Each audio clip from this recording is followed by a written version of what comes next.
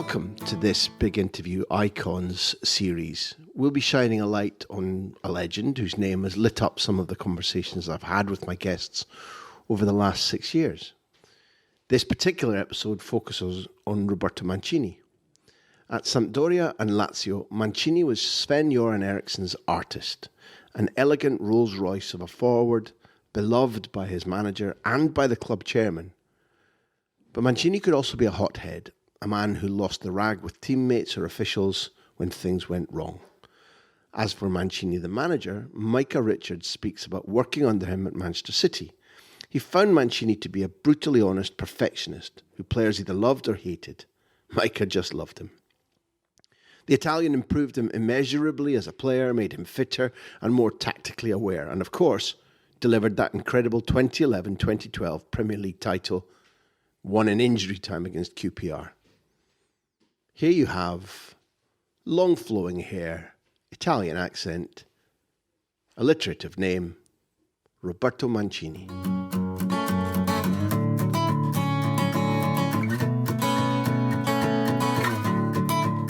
Like you say, if you put Mihailovic and Simeone and Salas and Veron and Mancini in the same team, then you've got guys who'll do anything to win.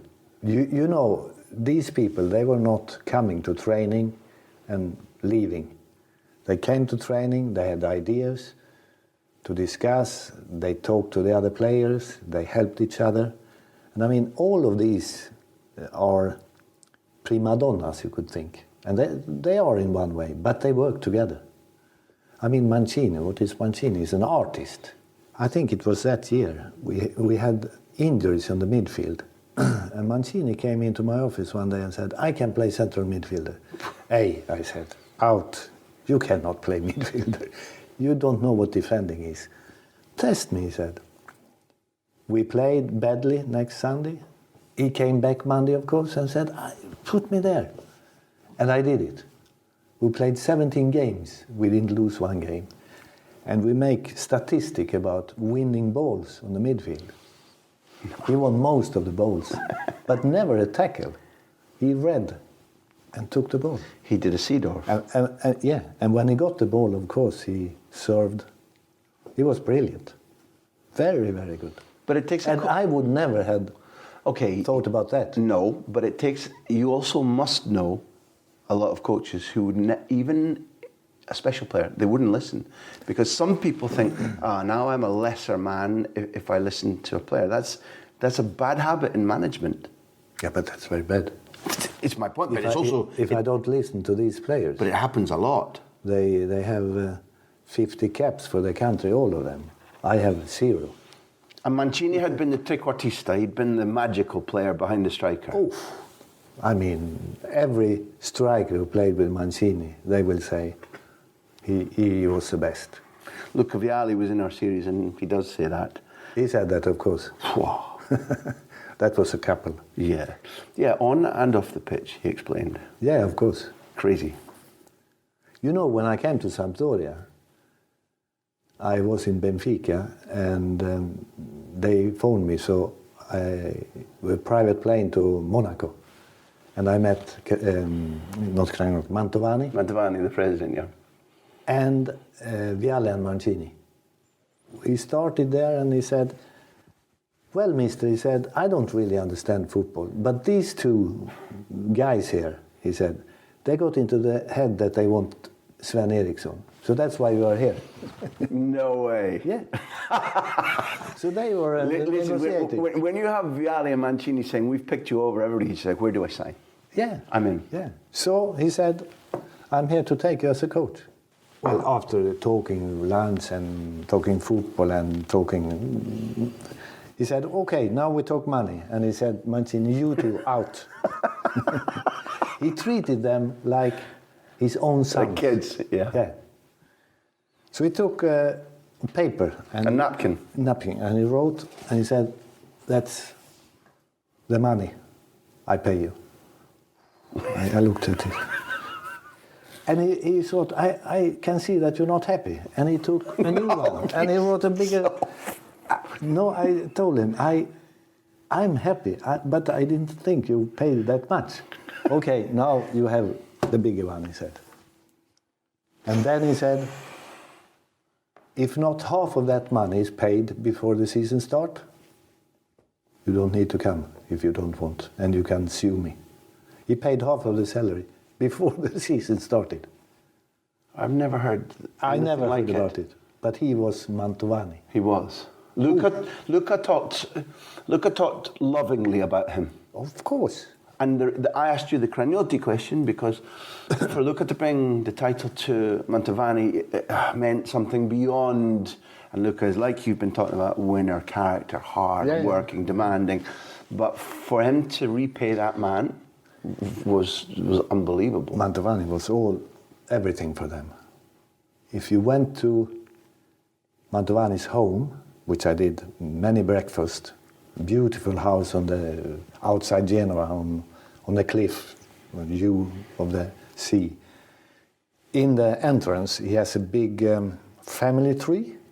You say like that? Yes, exactly so. Yeah, huge, beautiful, and in the middle between he and his wife, a small photo, Mancini. No. Yes, incredible. But we are talking not just about... We're talking... Mantovani, he phoned me, and the first time I was surprised. And he said, Mister, I don't care about your lineup, but what's your lineup? Away game. Mm-hmm. Tomorrow, he said. Well, I started... No, he said. Let me put the question again. Is Mancini playing, he said. Yes. Okay, he said, then I'm coming. And one day, every away game, with me and with Bosco before me, he always phoned asking, is Mancini going to play? And if he didn't play away, injury, he didn't come. He didn't come. One day, Luca Vialli became aware of this. And he went to the chairman and said, why do you ask about Mancini? Why don't you ask if I'm playing or not? And he said, you only run and score goals. Mancini, he's the art, he said. That's the art of football. Then Sven, okay, I need to come back to Lazio and winning the title because it's a beautiful year, one of the most special years any European coach has had, not just for your life. But I'm a romantic. I can't go past Mancini now. For those who didn't have the privilege of watching Mancini play, tell us about him. Well, it's football. Football. I don't think he has any other interest in life. And he was always like that. When I came to Sampdoria, as I told you, he and Vialli, they have decided that I should be the coach.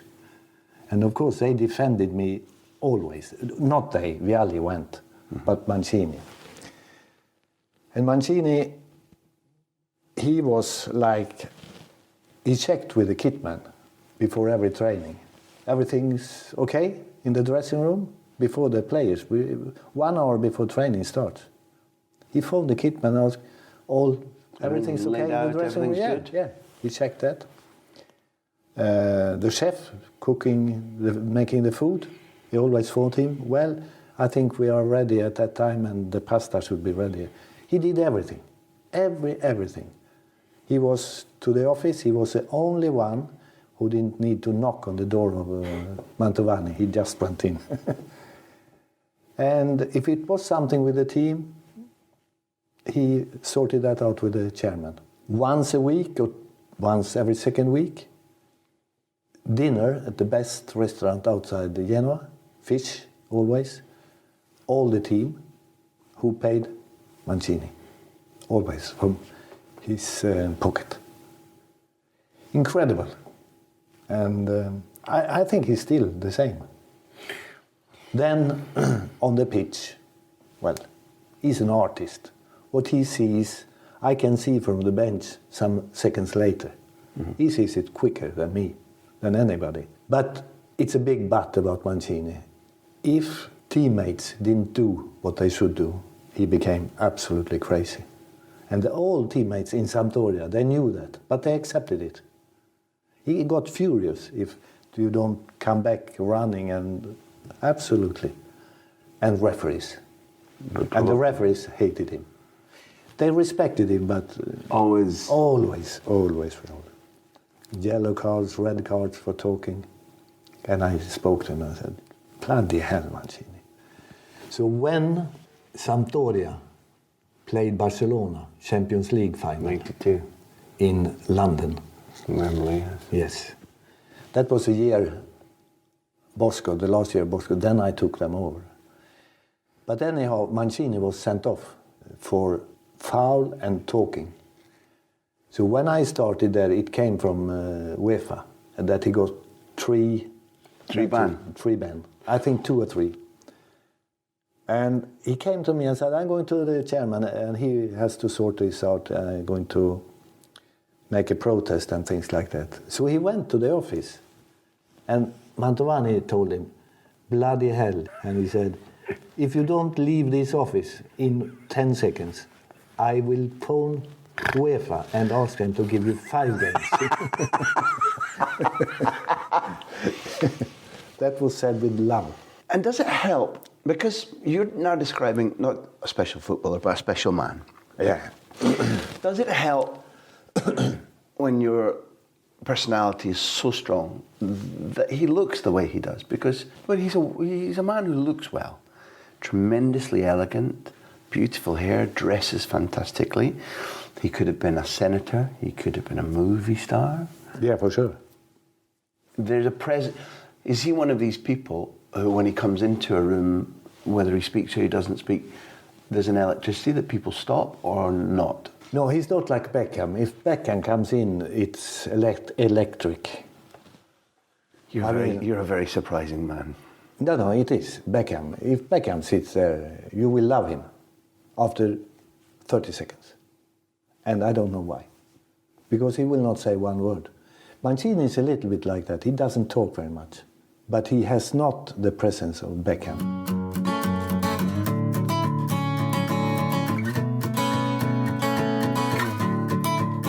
You're a champion of England. You're a winner.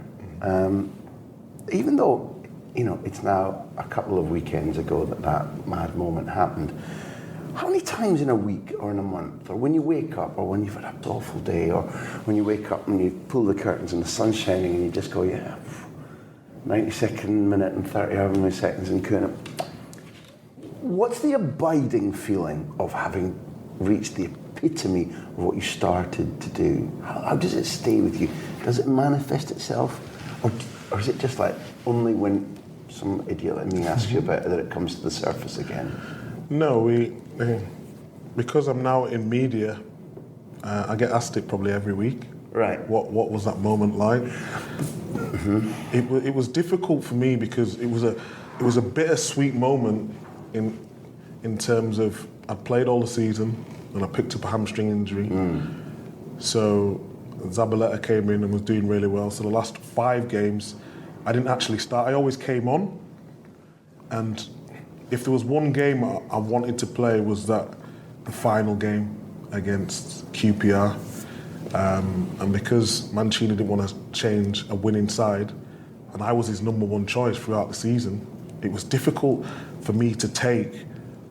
But then it was a moment when we went behind against QPR, it was, we're in this together. You know what I mean? It's a team game. It's not put all your personal accolades aside and your personal feelings aside, because we're in this together.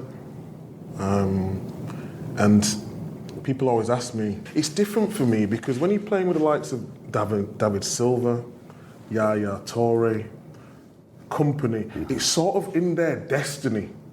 They were like natural talents, if you know what I mean. They was always going to make it to the top, no matter, as long as they stayed on the straight and narrow. Mm-hmm. Whereas I come through the academy, and when Mancini came in, he didn't really know. I mean, he knew my name because I played for England and whatnot, but I wasn't a star player, so I had to almost work twice as hard to show him what I could do. So for me to then go and lift the Premier League, and being at Man City since I was 14, it's like the best feeling in the world. And some people try to brush it aside like, well, you was in a good team, but I had to work so hard to to just stay amongst that squad. So for me, it will mean a lot more. What was the process of convincing him like? Because it's obvious you would rely on, you look at him and I say, well, Micah, I know what I do well, do what you do well. But presumably you have to size him up, you have to listen to him, you have to take a little look at you. And what we're used to learning about when you unwrap professional sport a little bit, there's always crazy little moments of one kind or another, because after all, it's all people. So Mancini comes in and you go, okay, there are others who'll immediately get a shove into the first team from him. I've got to convince him. What was that process mutually like between him and you? It was difficult at the start because he had his favourites. Balotelli was his favourite, and he used to get away with murder.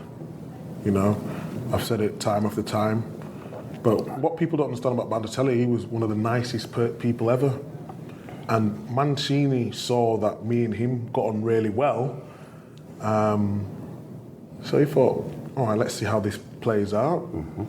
And it was the initial friendship with Mario which allowed me to get in with Mancini, if you know what I mean. So he helped me massively. I remember talking to Balotelli all the time. He said the manager really thinks you're a nice guy, because I just get on with my business. I don't really get involved with politics and stuff like that. I just say it how it is. I work hard in training.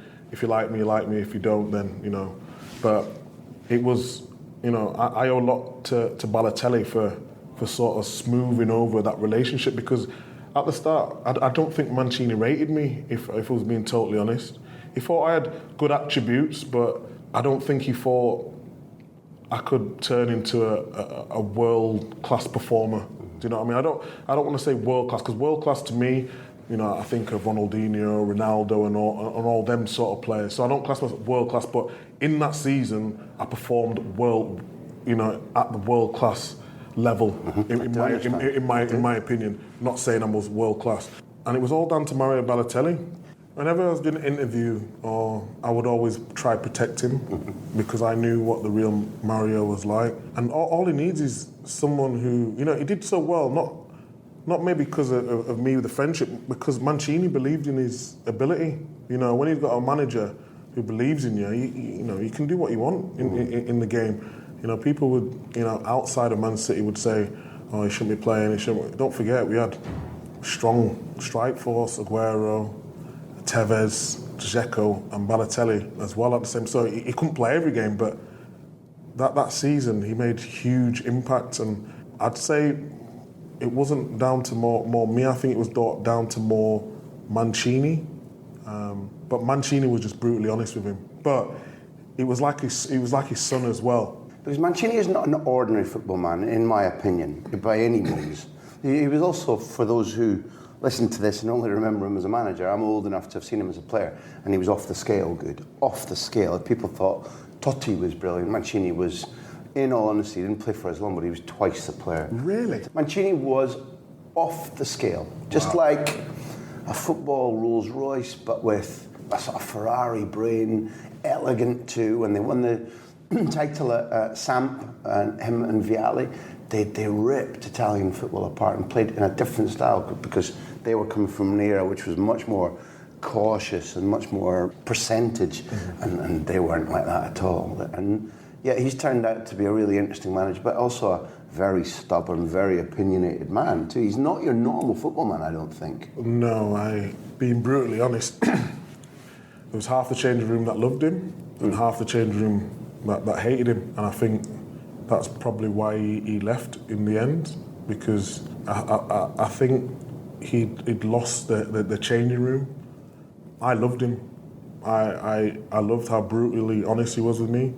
I loved how long he spent on the training ground with me. He was a perfectionist. It's difficult now because the modern player, you have to put your arm around a lot more. Whereas old school, I had Stuart Pearce. He was hard as nails. He'd tell you straight, And for some reason, I reacted better to managers who would just tell me how it is. Do you know what I mean? Don't sugarcoat it. But Mancini sort of fell out with the wrong players in the dressing room, and I think that was the reason, they couldn't see eye to eye in the end, because, like you said, he's opinionated, he's a perfectionist. He would be in at 6 o'clock in the morning and sometimes not leave till 11 o'clock until he was happy. But I love that about a manager, because he's willing to go to places that other managers won't go to. Let's have it right. Mancini brought a trophy to Man City, and it took 40 years. He's the first manager to do that. FA Cup, the next season, the Premier League.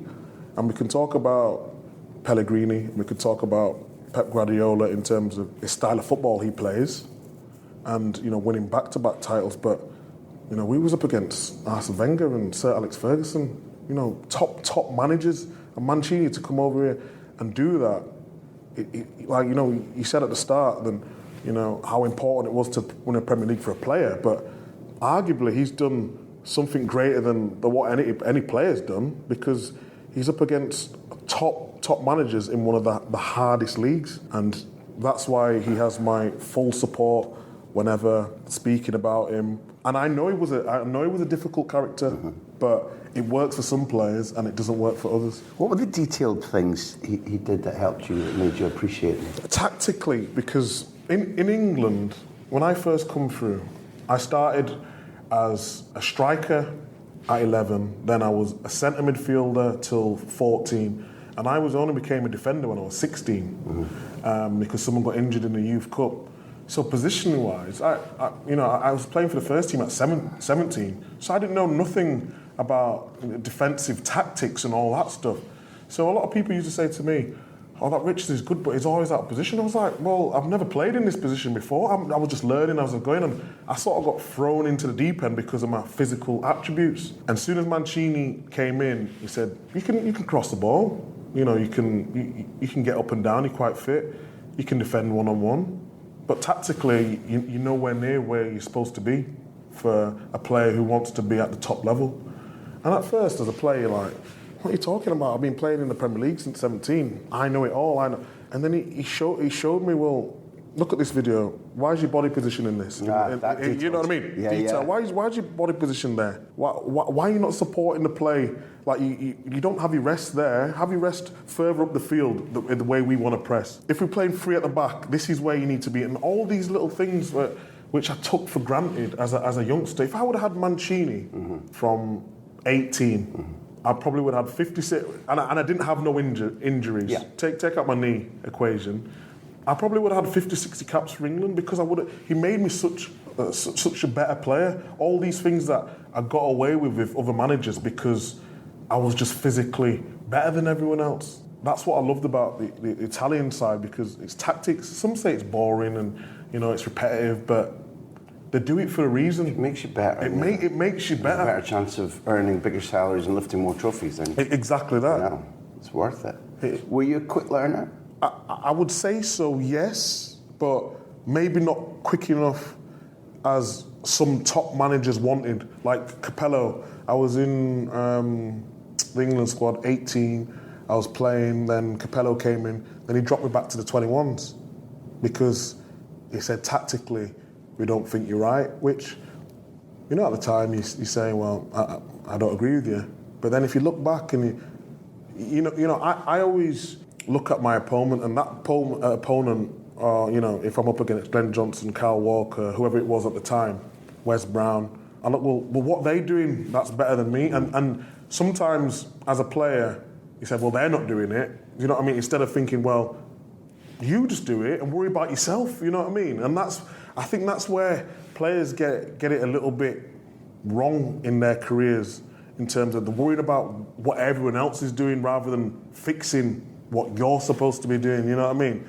And when he dropped me back to the 21s, it was tough. But then I think, well, what can I do to improve my game? And then obviously when Mancini came in, I learned quick, but it was different because it was different style from obviously the Italian league to the Premier League, whereas it was just hustle and bustle.